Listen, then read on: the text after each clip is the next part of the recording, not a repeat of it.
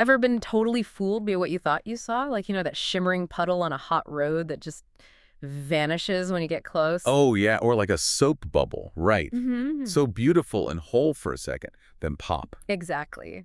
Gone. It really makes you wonder, doesn't it, if what we experience as real is always, well, as solid as it seems. That's the big question right at the heart of our deep dive today. We're digging into some ancient wisdom, specifically from Buddhist texts, Right. looking at two really concise stories that give this unique perspective on the illusory nature of existence. Yeah, and they're powerful little excerpts packed with insights. It's like, how can we unlock some deep truths without, spending years meditating somewhere? Well, that's kind of our mission here, to really unpack these stories, see what they tell us about our own lives, how fleeting things are, and maybe gain some real understanding pretty quickly, actually, from these ancient teachings. Okay, let's jump in. So picture this. Our first story is about a monk. He's putting in the work, meditating out in the wilderness, really striving, trying to achieve enlightenment. Arahantship. That's the goal, right? Yeah. The ultimate liberation. Yeah, but he's stuck.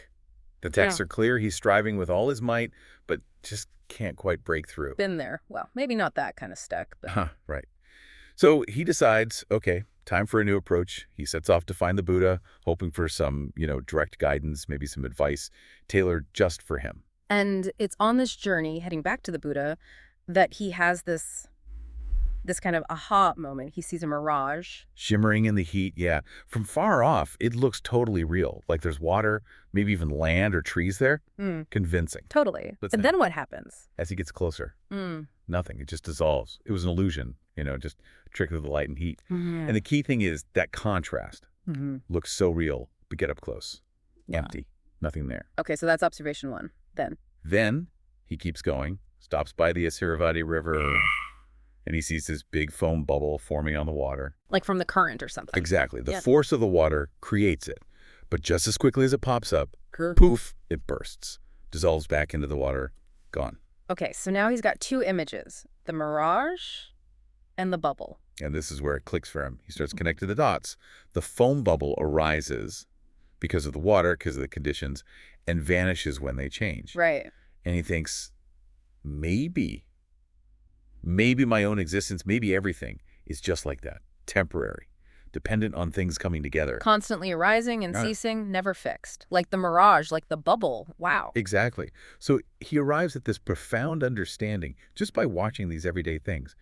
Now, interestingly, while the monk is having this insight, Yeah. the Buddha is back in his dwelling, the Gandhakoti, they call it the perfumed chamber, this really serene space. Okay.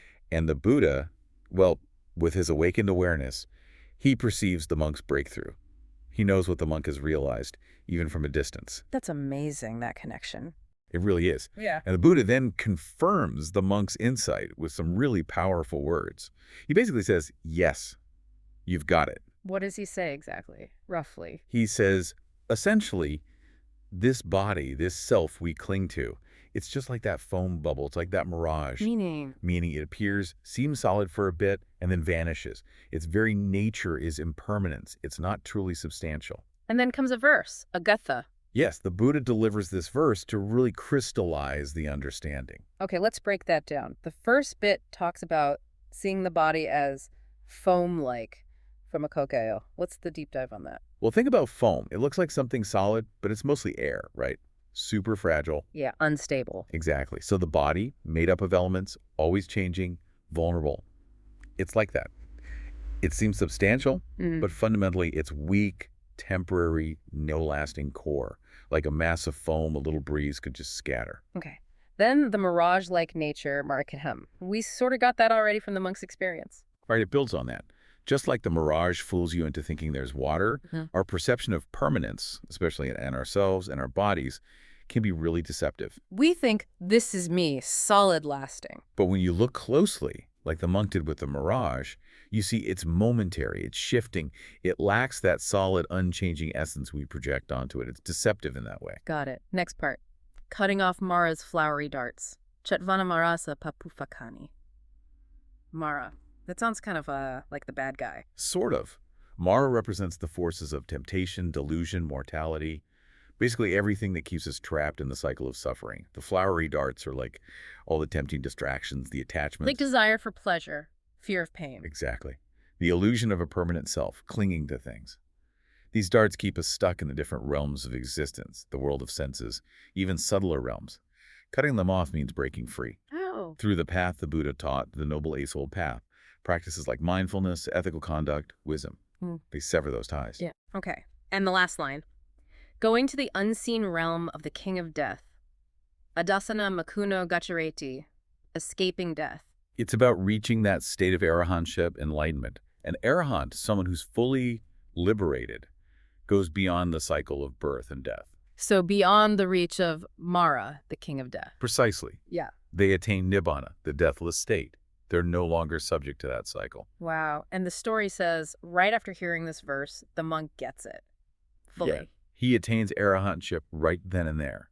And not just basic enlightenment, but with Pāṭheyya, this deep, analytical, profound understanding. Incredible. Just from those observations and the Buddha's words confirming them. And the story ends with him feeling immense respect and gratitude towards the Buddha. So for us listening, the big takeaway here seems to be, just look around you. Pay attention. That's a huge part of it, the power of observation.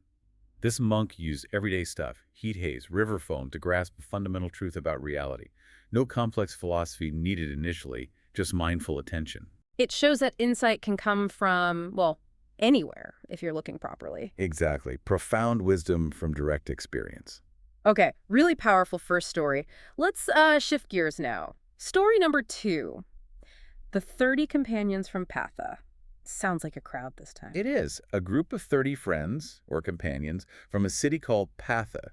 And their first meeting with the Buddha is, well, kind of strange. How so? They're actually in a cotton forest looking for a woman. Apparently, she ran off with their belongings. Seriously? So you're like on a manhunt or woman hunt and they stumble upon the Buddha? Pretty much. Talk about an unexpected encounter. So instead of helping them find this woman or their stuff, He starts teaching them? he starts teaching them the dharma, the core truths. And what happens? Did they say, thanks, but we've got somewhere to be? Quite the opposite. The effect was immediate, transformative. The text uses this specific phrase. They attain the state of, "Come, O monk, ehi bhikkhu." What does that mean, ehe bhikkhu? It's a special form of ordination. It means the Buddha himself, through his spiritual power, directly ordained them as monks right then and there. Instantly. Like robes appeared. Bowls. Instantly. Robes, bowls, the whole monk setup. And they immediately started practicing the Dhuttaga. These are 13 pretty rigorous ascetic practices. Like what? Things like only eating one meal a day, living in forests or cemeteries, wearing robes made from discarded cloth. Practices designed to really purify the mind, cut attachments quickly. Wow. From chasing stolen goods to hardcore ascetic monks in like an afternoon? That's fast. Incredibly fast. So they go off and practice these Dhuttaga for a good while. Okay. Then, after some time, they return to see the Buddha again. He gives them a discourse, this time on the Anattamatthagadhamma. Which is... It's about the beginningless nature of existence, the vastness of the cycles of rebirth we've all been through. Samsara. Heavy stuff. And the result? On hearing this discourse, all 30 of them swiftly attain full arahantship, enlightenment. Done. Just like that. Again, the other monks watching must have been floored. Oh, they were astonished. Yeah. Totally amazed. I mean, think about it. These guys show up under weird circumstances, get instantly ordained, practice intensely, come back, and bam! Full enlightenment. It seemed impossibly quick. So what was the secret? Did the Buddha explain? He did.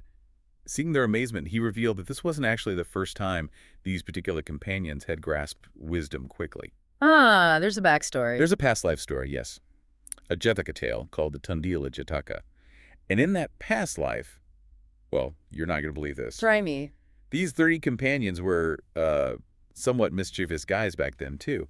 But they encountered and listened to the teachings of a wise pig. A wise pig named Mahatundila. You're kidding. Not kidding. That's what the Jataka says.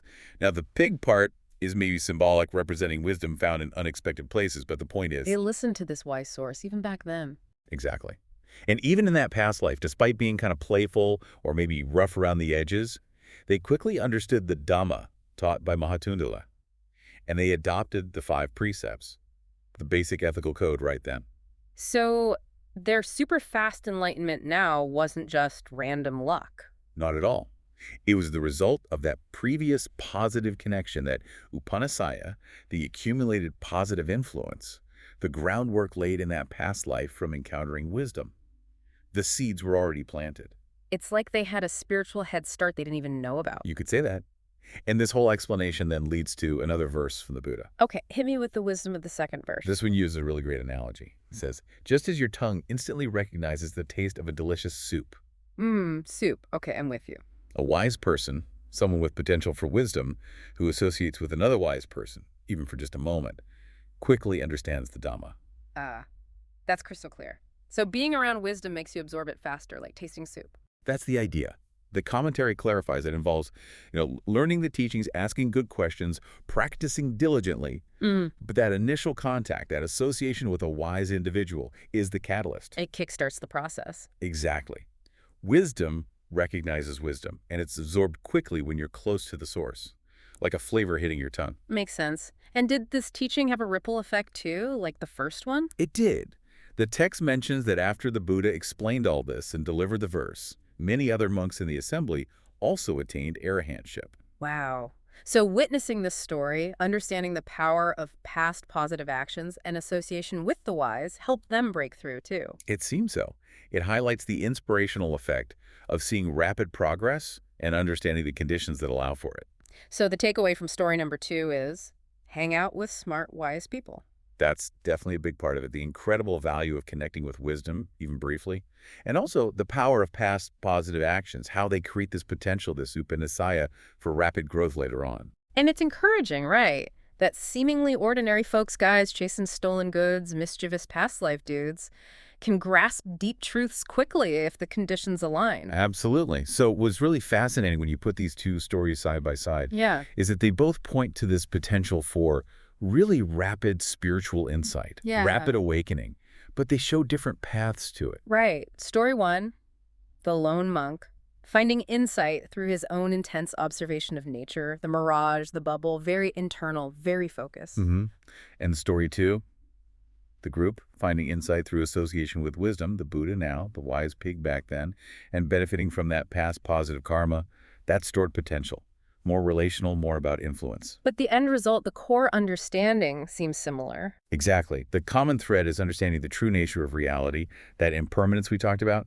Also, the inherent unsatisfactoriness in clinging to temporary things, and this idea of non-self. Non-self, meaning like the mirage has no real water, the bubble no lasting form. Our sense of a fixed, permanent me is also like that. It's a process, a constantly changing phenomenon, not some solid entity. Realizing that is liberation. And in both stories, these weren't insights gained through years of debating philosophy, were they? No, they were presented as these sudden aha moments, direct insight, a clarity that just cuts through all the illusion. Okay, so let's wrap this up, summing up the key things we've pulled from this deep dive. Well, first, that fundamental truth of impermanence is inescapable. The mirage, the foam powerful reminders that everything we perceive as solid is actually fleeting, constantly changing. Don't get too attached. Pretty much. And second, the incredible impact of associating with wisdom. Whether it's a living teacher, wise friends, or even, as the story suggests, the positive echoes from past encounters. Connecting with wisdom accelerates understanding. And that really speaks to what a lot of us want, right? That desire for knowledge that's deep but also efficient, those aha moments that shift our perspective quickly. And these ancient stories deliver exactly that, concentrated wisdom wrapped in these relatable, memorable narratives. So the final thought for you, listening right now. Maybe take a moment to consider the mirages and foam bubbles in your own life. What appears really solid, really permanent, but might actually be, well, temporary, changeable. Yeah, and also think about the wisdom around you. How can you intentionally seek out and learn from wise influences? Maybe it's people, maybe it's books, maybe it's just paying closer attention, like the monk. It's an invitation, really, to reflect on your own perception of reality and where you find genuine wisdom in your world.